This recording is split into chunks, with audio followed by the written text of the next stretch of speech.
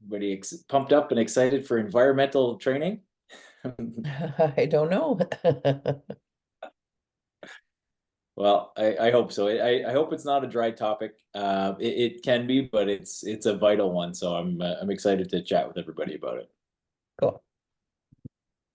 So I'll I'll just get right into it. Um, I assume some people have got their mics on but muted, so I'll just say a quick hello to everyone. My name's Cris Karson. If we haven't met before, I'm with Metro City Property Group and EXP Northern Alliance, and I run the commercial division of the team and train in that regard. So most of the business I do is land and commercial real estate. So environmental is relevant in my world, and so I'm just hoping to bring a few things to mind. I know it's not something that everybody does every day, but the environmental aspect of commercial realty is vital. So I just want to speak a little bit about it, kind of a crash course and a 101, if you will. Feel free to chime in and ask questions at any time. Interaction's great. It'll stop from me being a drone up here for an hour or however long everybody wants to hang out. So yeah, I encourage participation. Basically, the environmental aspect of commercial realty, there's many different aspects of it, and most of you have touched on it before, or at least seen it in.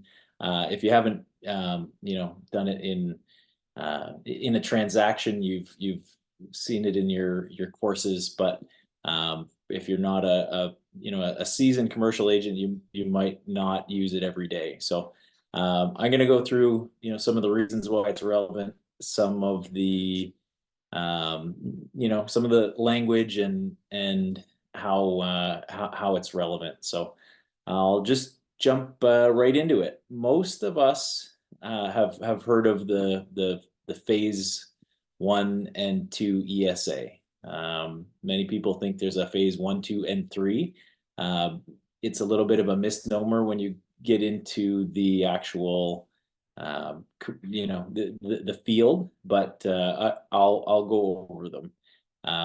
And basically, it's we're the phase 1, 2 environmental site assessment is there for a few reasons. Obviously, it's there to help buyers of land and primarily the banks to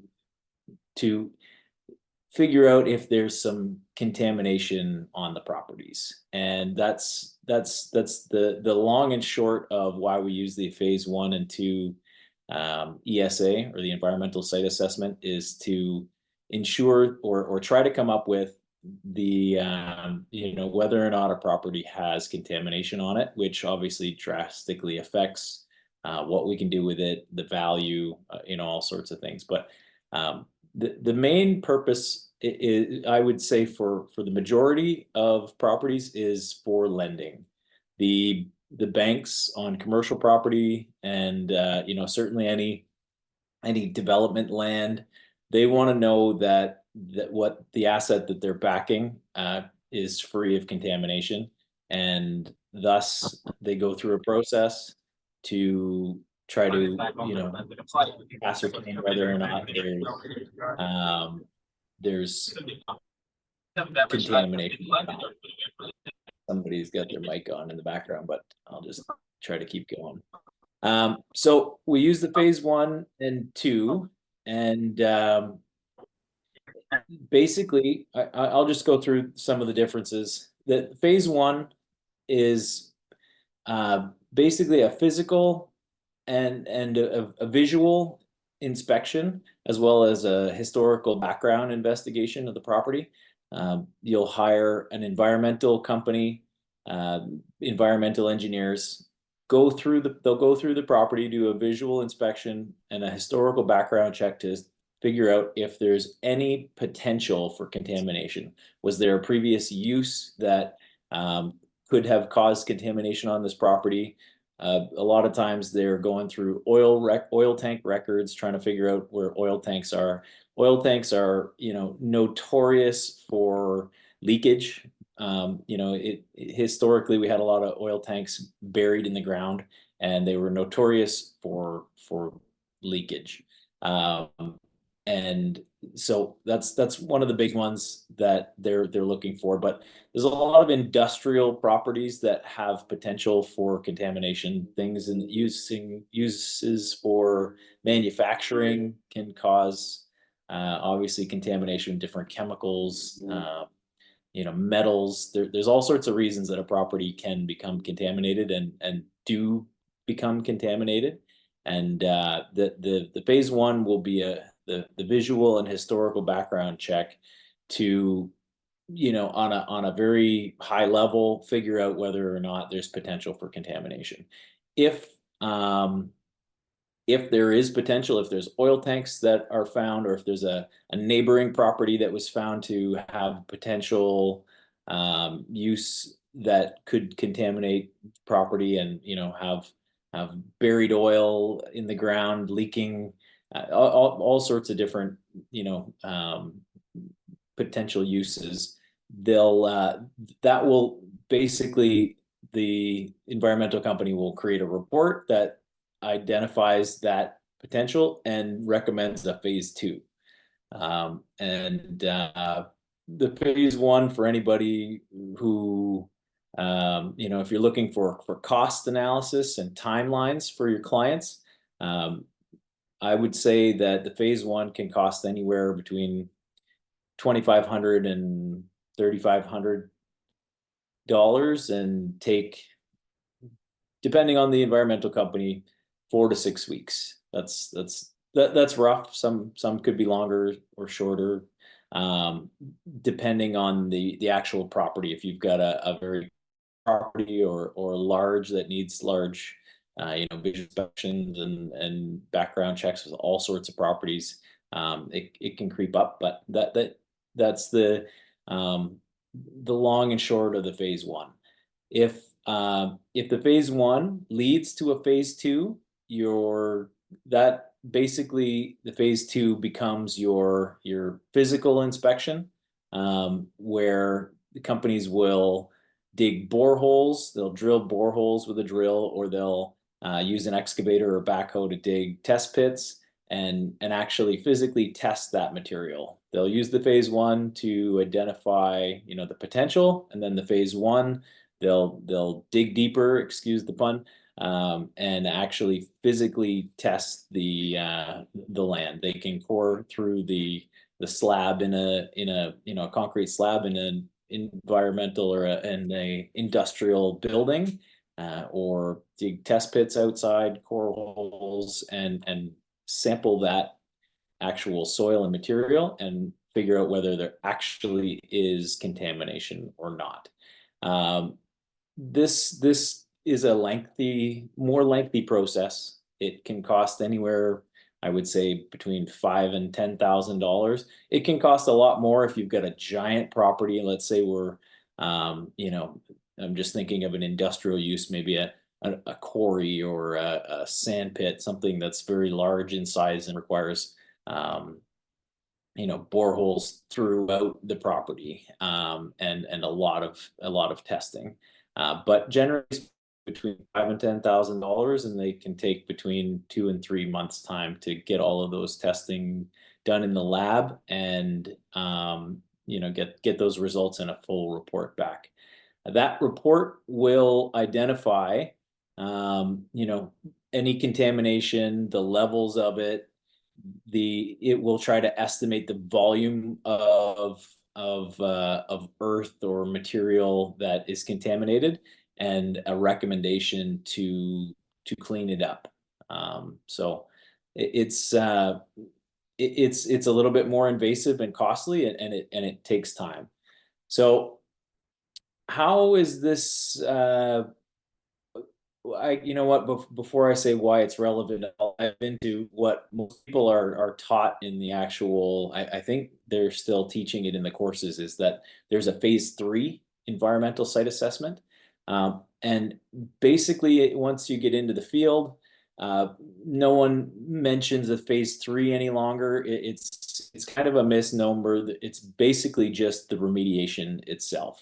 We continue with the phase 2, and the environmental consultants dig deeper into the phase 2, recommend the cleanup, and then you know as a follow-up to the phase 2, it's they just call it the remediation. It's not necessarily a phase 3, but I think that's what everybody um labels the phase 3 is the actual remediation itself, where you come in and take the material out or clean it on site.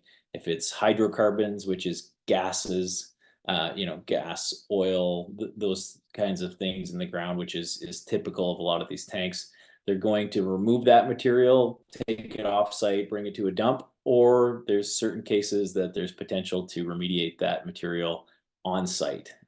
There's ways to stockpile the hydrocarbons in the material, and add fertilizers and flip them a couple times a year. And there's actually ways to get the hydrocarbons out of the ground without getting it off site. But that whole process is the remediation. It might be removal of heavy metals or all sorts of different chemicals used in manufacturing or other processes. So that phase 2 and the remediation can go on and on until the consultants or environmental engineers come back and have tested enough to say that there's a clean site. Depending on what you're using it for, you may need to go to a lengthier extent to ensure that it's clean. If you're changing the use from industrial and trying to redevelop into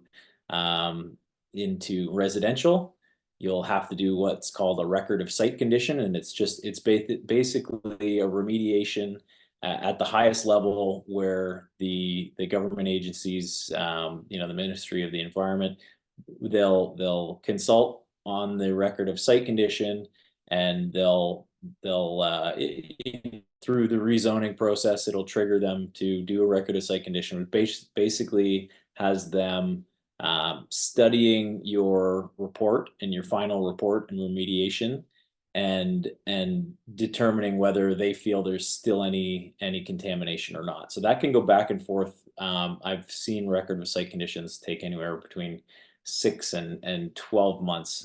Before COVID, it wasn't too bad. It was six to 8 months, but they're backlogged since COVID quite heavily. So a record of site condition these days on a complex property can take anywhere to 12 months if they have to go back and forth, and sometimes they'll request further core samples or boreholes and test pits and testing than the initial engineers had recommended. So that's the most onerous and scrutinized part of an environmental report, would be a record of site condition. So that's kind of going to the nth degree to make sure that there's actual no actual contamination left. But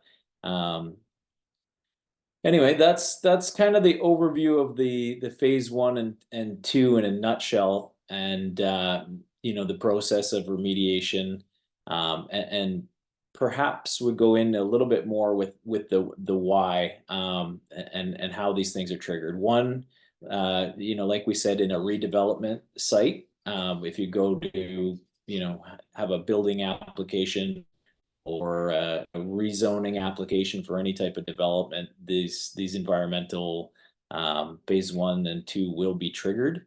And it'll only trigger a phase 2 if the phase 1 recommends it. If the phase 1 comes up clean, so to speak, and there's no phase 2 recommended, that is sufficient for most applications. I think the one that we're going to come across most in our field of realty, whether it's commercial realty and sometimes residential, depending on the use, it could be a multifamily, maybe it's got, a unit that we'll come across it most, and it's the banks that are going to be looking for these environmental site assessments, the phase 1 and 2 ESAs. So every commercial property out there that we buy or sell, the lenders will be concerned with the environmental. So it's incredibly important, and I think it's something that's overlooked by most, especially a lot of us that do residential, and then all of a sudden, a piece of land pops up that we go to list, and perhaps we're not thinking about it, but the best thing that we could discuss today is how to coach our sellers if they've got a piece of land or they've got a piece of property that it's commercial or it's a piece of development land, and we know that a bank is going to trigger an environmental. A lot of the sellers are hesitant to do it. I think maybe they can, they'll pass that onerous action on to the buyer, and it becomes a sticking point even in negotiation if it's not. And the best thing that we can do as commercial realtors is coach our sellers early on to get this environmental work out of the way. They're going to end up going across it one way or another. Somebody had a comment there? No, it's going to come up one way or another. If we're getting into negotiation without a phase 1, even a clean phase 1 ESA, it's going to come up. The buyer asks for a prudent buyer asks for it, and when they go to do their, let's say they just, if anything, just put a finance clause into the conditions, their banks, their lenders are going to flag it, and they're going to need a 2 or 3 month conditional period to have a chance to do these site assessments. And if you do a phase 1 and 2, into 3-4 months, so you're going to have a much longer conditional period, and the buyers, their confidence level with the property is going to be lower. They're always going to assume that depending on the property, sometimes it's a property that it's very obvious that nothing's ever been there and nothing's around it. It's a virgin piece of land, and then maybe there's less focus on it. But if you have an industrial property, or any property with neighboring uses, or current buildings on it, there's going to be some question, from a prudent buyer and their lenders at the very least, whether or not there's contamination. And it's always best to get ahead of it as a seller and go do the environmental work up front, and you're gonna get a lot more for your property in the onset, and you're going to, because you're going to eliminate that question. Wendy, you've got a question? Yeah, are you seeing this a lot in farms? That's a good question. I don't see it as much in farms, but lenders will still ask about the environment. Absolutely. Yeah. I treat farms a little bit more like a residential. Not all lenders will ask for a full-blown environmental. They understand that there's farm uses. Mm-hmm. Yeah, but some lenders will. And when lending gets real tight, lenders start asking for all sorts of weird things. Oh, yeah. So I've definitely seen farms that have big outbuildings. I have seen some environmental assessments on farms, but not all of them. That's a really good question. Yeah, I know It's that a lot of the farms, like especially the older farms, it was not uncommon to see a oil tank outside or a They gas all tank, like they a gas all tank. had oil tanks. Yeah, they Yeah. all had diesel tanks to run their machines, and they had oil tanks attached to the Mhm. buildings to run the buildings or the farmhouses. Um, it would be prudent to, if you have a big farm, especially, a working farm that's going for, upwards of $1 million or $2 million, a big asset. It would be prudent to do an environmental, but it's not always necessary with a farm.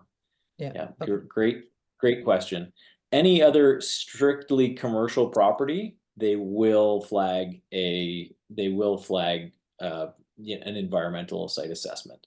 Um, even on office buildings, especially with there's retail involved. Almost all other commercial uses get flagged, and then this comes up. And then in negotiation, we've got a buyer that is just assuming that there's contamination on the property because there's been a whole bunch of, retail uses over in the past, and they're worried about it. So the best thing to do is go to your sellers, let them know upfront. If they don't think that there's any, potential for contamination, great. Spend the $3,000 to $4,000, $2,500 to $3,500, and spend 4 weeks time, just, call it like prepping for the listing. And that's going to, if you can deliver a clean phase one ESA to a buyer, before negotiations, that's going to alleviate a lot of question marks, and you're gonna get top dollar for the property. If we've got even if it's a relatively clean looking site out on, I don't know where everybody's from, but we're here in Ottawa. I'm just thinking of a property out on Boundary Road, and there's heavy potential for contamination, and everybody's worried about it. There's a gas station next door, and it's going to take a lot longer to sell. And if you haven't done that environmental work, even if you think the phase one will automatically lead to a phase two if there's a gas station next door, and it's better to get it done, figure out what the contamination is rather, up front for your own peace of mind, and then get an estimate of, if there is contamination, get an estimate of what it costs, and then the seller can decide whether they do it or not. But if you do it up front, then you can get ahead of that in negotiation. Otherwise, buyers are looking at it saying there could be $100,000 of contamination and remediation to do. There could be $150,000. They start throwing really crazy big numbers around, and they're going to take that number off of the price that they're negotiating on, and they haven't even put a shovel in the ground yet. So, and Hmm. once you've accepted a price of that, if perhaps they find one or two truckloads of contamination, and it only would have cost a few $1,000s to remediate, but the buyer is assuming the worst. So, Yeah. So um, on the other side of that, if you're encouraging your seller to have that phase one done, and they get into phase one and find out, yes, indeed, there is contamination, and now they have to remediate it. How yeah. how much time are they given to do that, or are they responsible for doing it? Can they, knowing it, like it's like a roof. If the roof shingles are shot, you don't have the money to fix the roof, so you get the estimate, you know what it's going to cost, you price it accordingly, and then let the buyer do it. Correct. So, That's but is exactly it. there Well, at an least, at least, impl- at least if you identify it and they estimate what's in the ground, you can then, you can list it, disclose that there's contamination, and then show them the report saying that it recommends this is the volume of material, and the environmental engineers, estimate that it's going to cost $10,000 or $20,000 to do, but it's contained, and you pass that along to the buyer. Then they know they've got a report. They know they can account for the $20,000, but and is there adjust the. pressure on the seller if in phase one they find there's an issue? Are they required to actually do it Great regardless? question. No, they are not. Okay. No, Yeah, they're because I've no, seen they're properties sit around forever that everybody knows there's problems there, but yeah. nobody's doing anything about it. Yeah, yeah. No, that's a great question and comment. You're not, if you identify contamination on your property, you are not required by the ministry to remediate it, unless something else is triggering it. And the trigger for that would be some type of, development application. If you're applying to develop a building, yes, you're going to, if you identify contamination, they're not going to give you your building permit until you've cleaned up the property, and you're gonna that Yeah. then that trigger will cause you to have to remediate, unless it's commercial and it's a minor contamination. It may modify how you engineer your building. The identification of some contamination in the land. It might be some metals in the land that are naturally occurring, or maybe that's an instance that I've come across. Is back in the day, people were burning wood, burning coal to heat these buildings, and they were throwing the ashes outdoors and around the property, and there might be some metals that are on the property, and you can actually build on those. You may have to cover them with asphalt or sod or the slab of the building. I've seen instances where there's like minor hydrocarbons in the land, and people choose to re-engineer the slab to be vented so that it can't get in the building in an industrial use.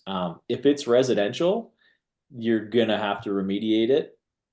Residential is the most sensitive use, people living on the land, and kids playing, whatever, that you'll end up having to remediate heavily. But so development applications are one instance that it could be triggered for you to clean it up. The other is if the source of contamination is on your property and it's leaking onto your neighbor's property, and the neighbors, put an Mhm. action into the ministry for you to clean up their property. Right. Those are basically two instances that you could be held liable to clean it up. But if you're just selling a property and you happen to identify some contamination, you're under no obligation to clean it up. But it's good to know that that engineer will say it's leaking, it's going to leak further, it's going to get onto your neighbor's property. It's better for you to get ahead of it. Yeah. But once you identify you're not necessarily obligated to clean Yeah. it I up. think the fear for a lot of sellers is we don't know for sure how bad this is going to be. And if we open this can of worms, are we going to be able to stop it? Or are we going to have to like just keep going with it until we're exhausted Yeah, with it? But it's nice to know that at absolutely. least if they find something out, there's no absolute pressure on the seller at that time to make sure it gets fixed or cleaned up or remediated, Correct. whatever. And there's every instance that I can think of, it's better to identify it up front. It, Oh, it's absolutely. it's going to come out in the wash when a buyer has to do to do the environmental assessments in order to get lending. So it's better to figure it out early, and then you're at least involved as a seller. You're involved in the process to figure out, it's your report. You are privy to the estimations of how much it's going to cost.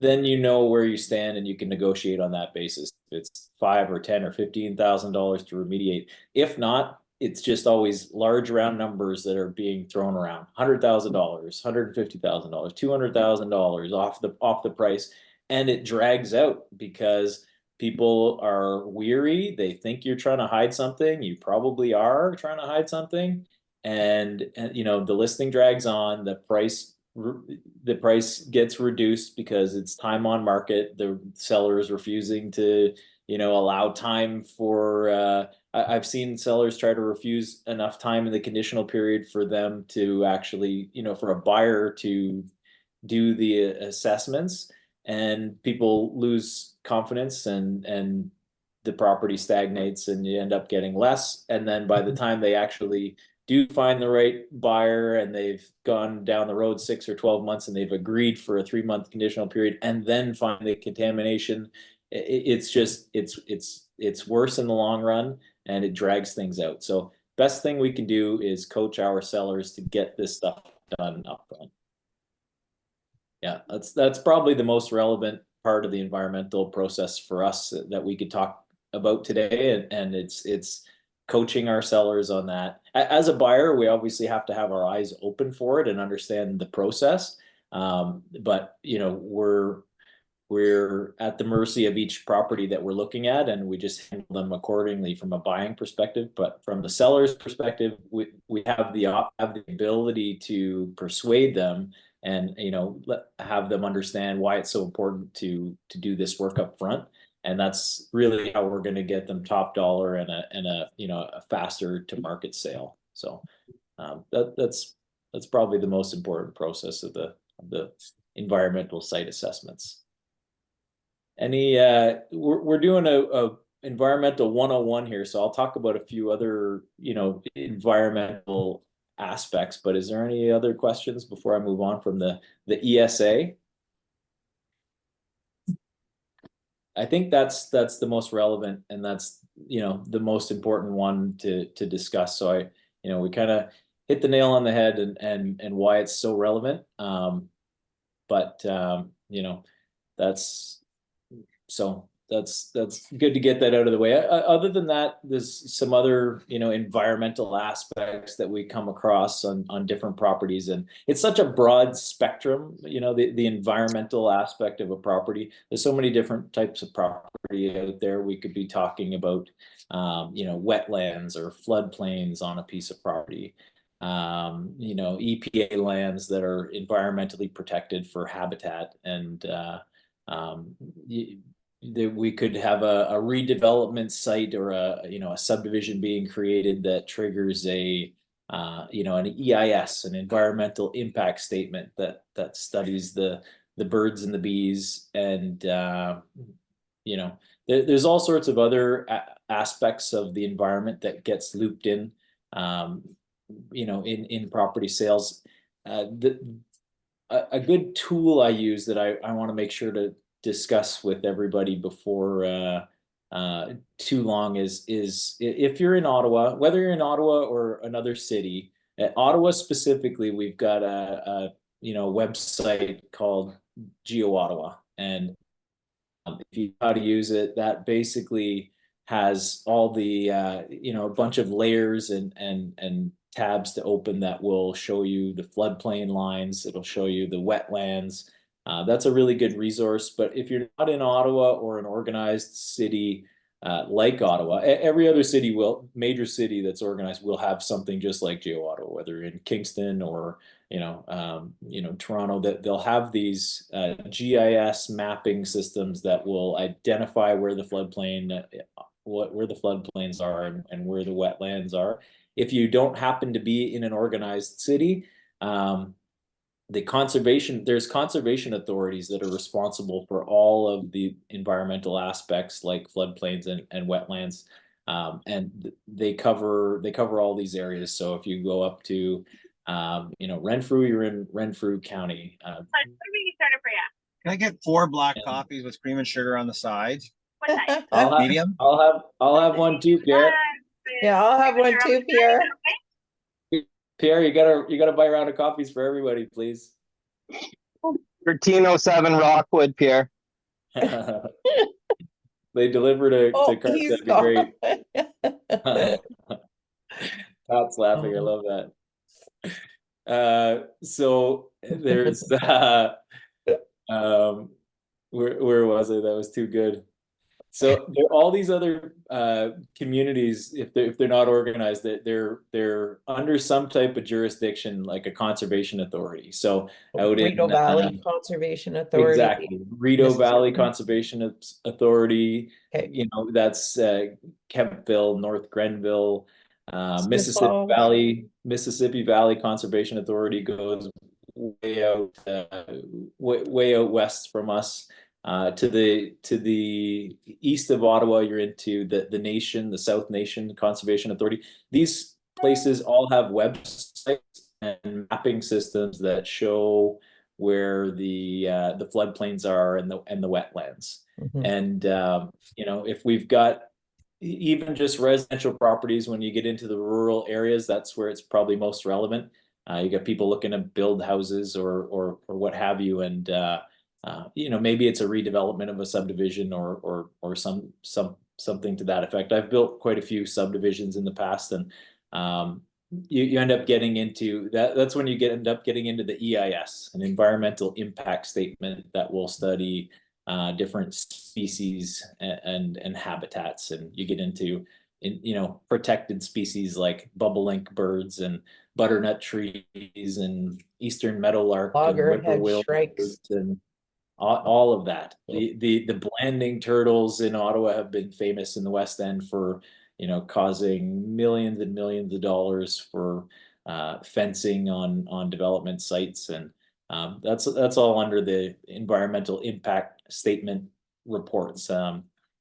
So it's similar to an ESA where a consultant will come in and survey the place, but it is much more specific in the habitats and the species. You might have to study the whippoorwill birds in a very specific time of year. You might put in an application to develop a site in December, and you have to wait until the spring when a specific species of bird, that's what the only time that the study can be done because they migrate or what have you. But the habitat and the species is often more covered in an environmental impact Recording statement. in progress. So has anybody come across any of those in their travels? Wendy, you look like you have in the past. What is it that what kind of I had do a you do? 60 acres of land for sale, and it had a loggerhead shrike bird on it. And they're very rare apparently. So because of that, no one was allowed to build any structure on that property. On the And entire property? the entire property, like nowhere. You could not put up like a temporary shed. You could not do anything. You could not run an ATV over it. Nothing. So what they had to do was say they saw it or it was reported in whatever year that the lady who owned the property thought it was so cool and so rare that she should report it. So she reported it. And of course, then that implication fell on the property. She So blew her own whistle. yeah, she diminished the value of her property greatly at that time. But what ended up happening was the seller who purchased it the buyer who purchased it for such a great price had to then report that they hadn't seen the bird in the 5 years that they had owned it. And once they did that, then that was lifted off of the property. So Yeah, not a there's very, usually a way around something that's found in an environmental impact statement or some of these species studies. yeah. I've developed quite a few properties, and I forgot to tell you guys some of my background, but my background's civil construction, industrial, running sand pits and quarries. I built quite a few estate lot subdivisions from raw land, rural land into estate lot subdivisions and apartment buildings. So I've seen quite a bit of this, and I've had to put nesting cups up to move barn swallows when I wanted to knock barns down, and I've moved floodplains,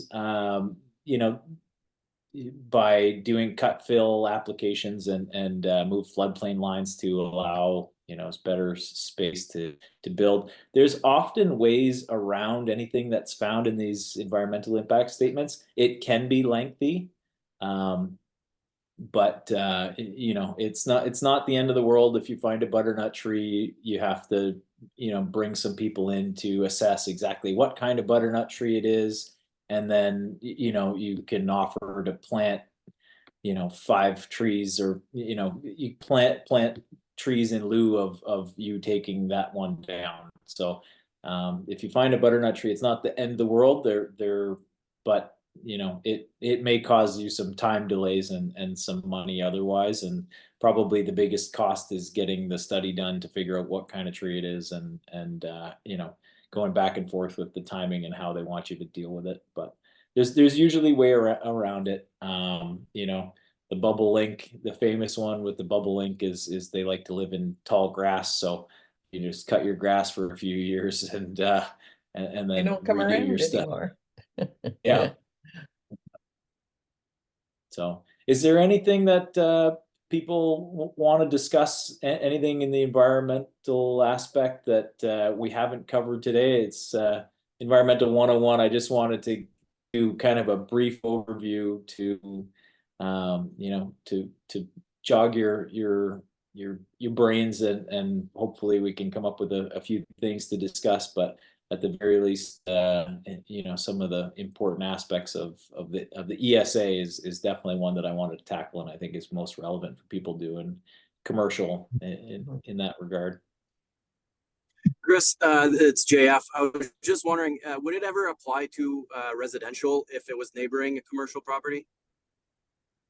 It could, yes. Yeah. If you've got, not usually for a single family, but there's usually not too many single family homes directly adjacent to a gas station or something with a heavy use.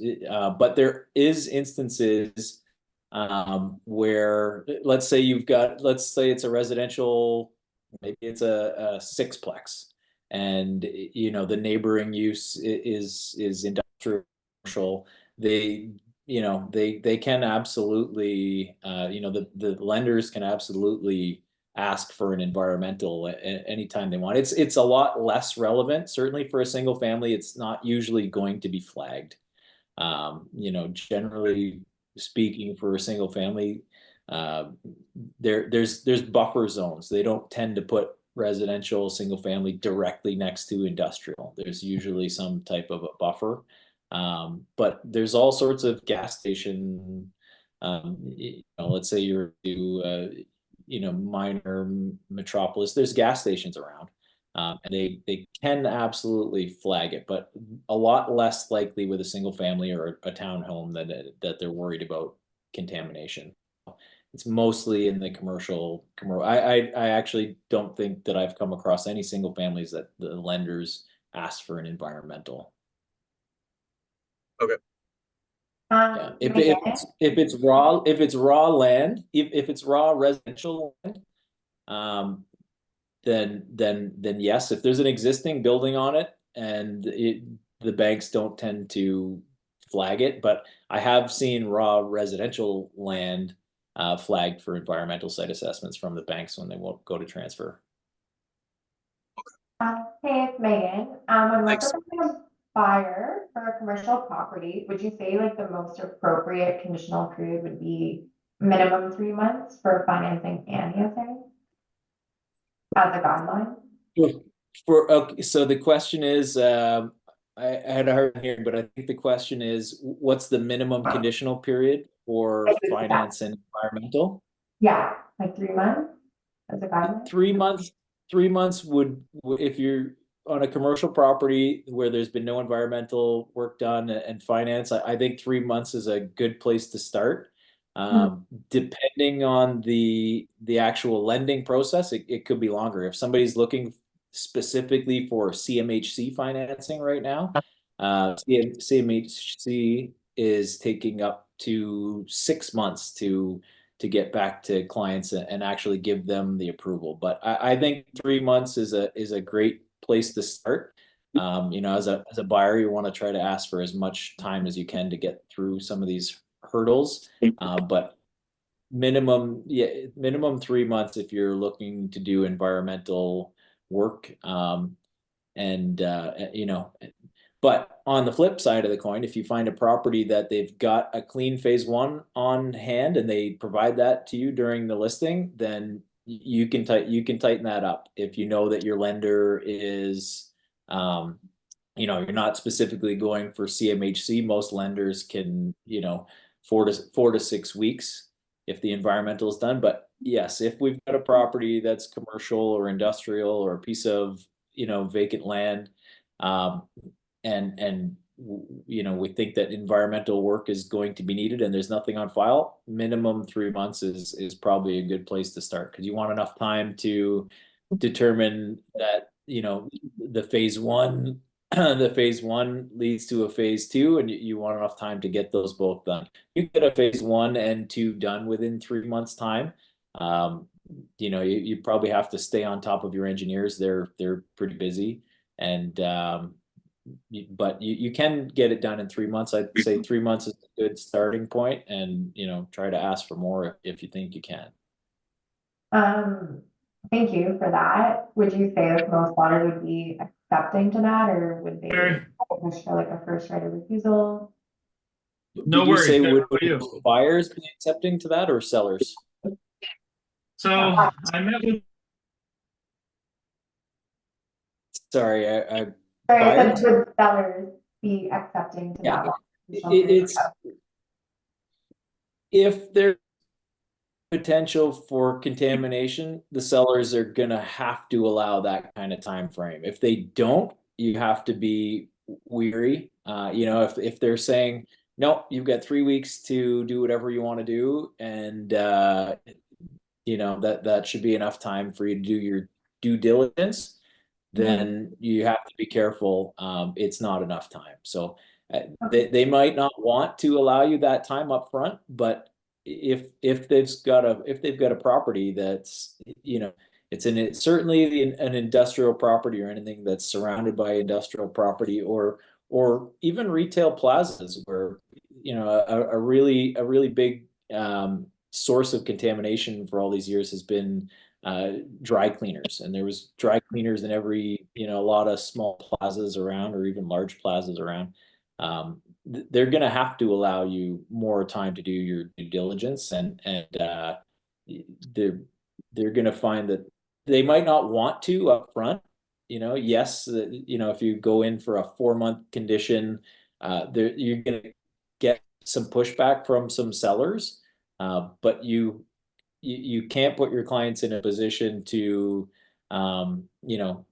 be backed into a 1 month additional period where you start spending money on environmental reports, and the seller has passed on that risk onto the buyer, and the buyers has to, start forking out money for environmental reports, and then you don't actually get to the end of the report before the conditional period is done. You've got to, we've got to fight for that time, and let them know, exactly why and how much time is necessary. But 3 months is a good place to start. But that's, again, going back to why it's so important to coach our sellers into getting these environmental site assessments done before they list.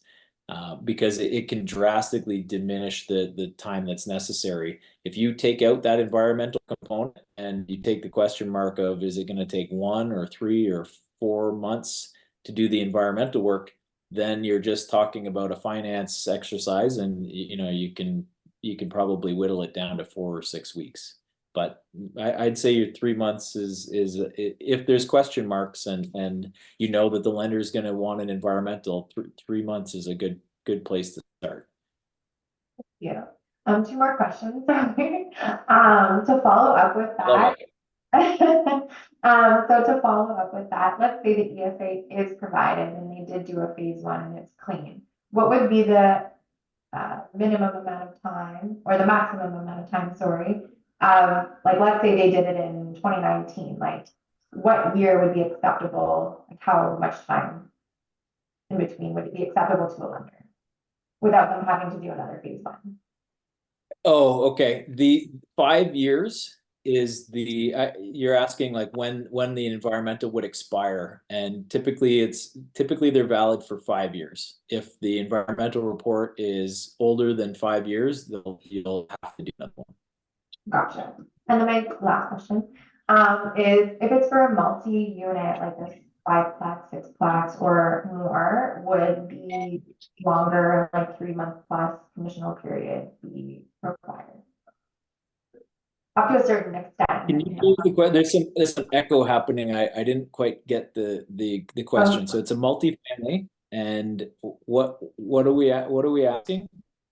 Like a fiveplex or greater, would an ESA Yeah. be required? Yes.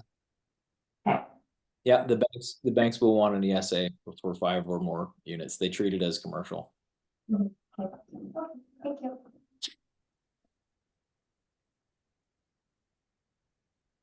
Now, it's possible that some lenders, not everybody goes and gets financing from one of the major banks.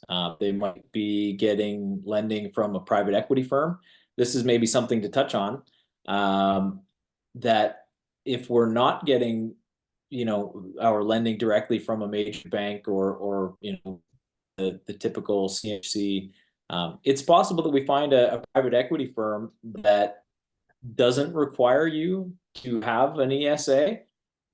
They might be a high risk lender, and what's going to end up happening is you're gonna pay for that. If you and I see some people go around and they'll say, well, I'm not going to do the environmental. I'll just find a lender that will lend without all the environmental work done.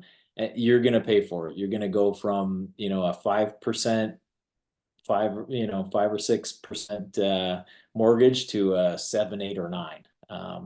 So when I say lenders will require it, I'm typically talking about the high level bank institutions. You can find some other lenders out there. Maybe it's a private lender that is willing to take on the risk, but for the most part, you're going to pay a lot higher rates for that. Good questions, Megan. Thank you. Anyone else have any experiences that they came across with environmental that they want to discuss, or any questions at the moment?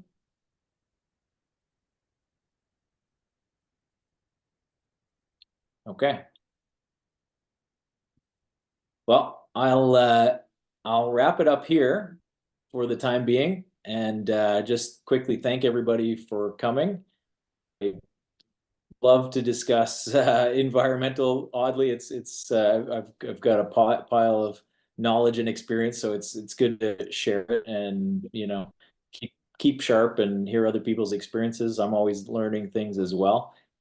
Feel free to reach out to me anytime if you've got a specific question, or a property comes up that you want to you need some more information on. I'm well connected with all the engineers, certainly in the Ottawa area, but I've developed property as far west as Picton and east as Alfred. So anywhere in that zone up to Pembroke, I'm pretty well connected with environmental engineers, or all sorts of anything development related for that matter. So feel free to reach out directly anytime, and look forward to seeing you all more in the future.